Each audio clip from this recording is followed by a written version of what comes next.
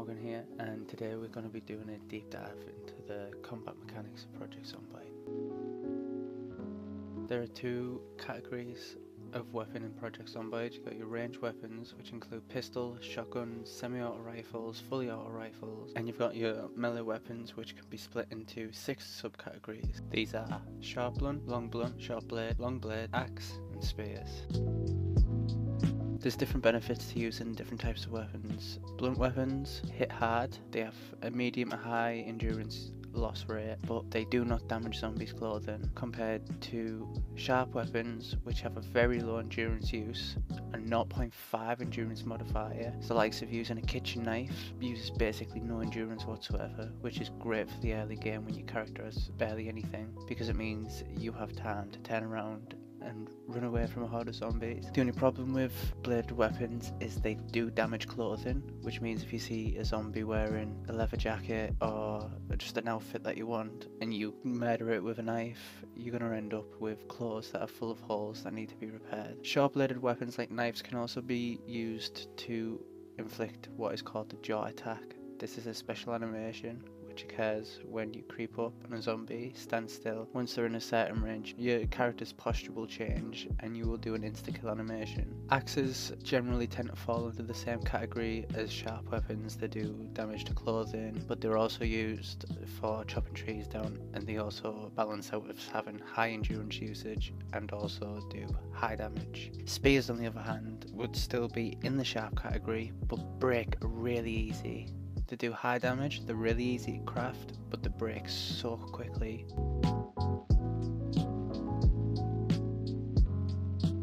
All of the melee influence skills improve your attack speed, damage done by weapons, the chance of a critical hit, and the chance of your character pushing zombies away when grabbed from the front. The maintenance skill affects the chance of weapons losing condition from being used. You level up your maintenance skill by hitting zombies with weapons. If you hit a zombie with a weapon and your weapon loses maintenance, that stops you from gaining XP for that strike. The effects of melee weapons are also dampened by sources such as moodles, strength or fitness skills. Moodles such as depression, panic, boredom, hunger or injury will all lower your attack speed or damage done. There are only 2 skills that affect range weapons. These are reloading and aiming skills. The aiming skill determines 5 key weapon stats. First, accuracy, which is the basic chance to hit a target. Every firearm has a base accuracy value which gains a fixed amount of accuracy for each level of aiming increased. Precision, which is the chance to score a critical hit, also known as a crit. On a crit, players deal massively increased damage, usually at least twice the damage, but sometimes even more. Similar to accuracy, this is a fixed percentage that increases with each level of aiming increased. Range is the maximum distance a firearm can hit a target. Each level of aiming slightly increases the maximum effective range for most weapons except shotguns. Firing angle is how wide of a cone you can hit targets in. The narrower this is, the more precisely you have to aim at a particular target. Aiming time,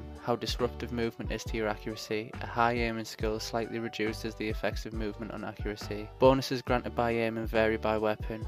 For example, the M9 pistol gains less range from high aiming than the MSR 788 rifle. Finally, the aiming skill also reduces the chance firearms will lose condition when fired, which is a fixed amount that increases per level. The reloading skill determines how long it takes for a player to perform reloading related tasks, including removing and inserting magazines, loading and unloading magazines of bullets, and loading weapons directly. You level up reloading by inserting bullets into a magazine, reloading any firearm with a new magazine, or inserting bullets directly into a firearm. This means players can slowly but safely practice this skill by unloading and reloading magazines with bullets, or simply reloading a weapon repeatedly from the safety of their base.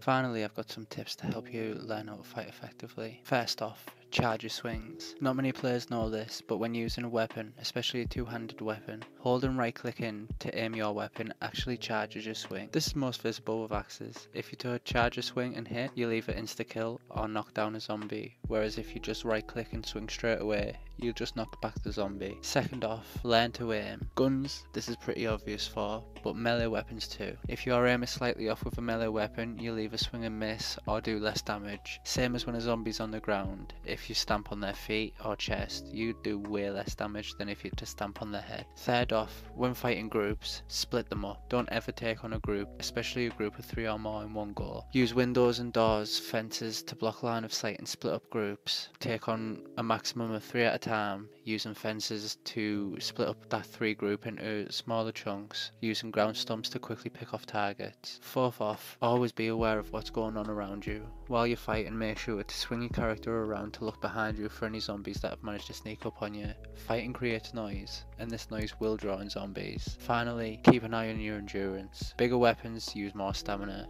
More stamina means less chance to run away when you're overwhelmed. As I mentioned earlier, sharp weapons use 0.5 endurance, which is half of what a blunt weapon would use. But a weapon like a sledgehammer has a very high endurance cost. Pick your battles wisely and always know what's going on around you, and you might just survive another day.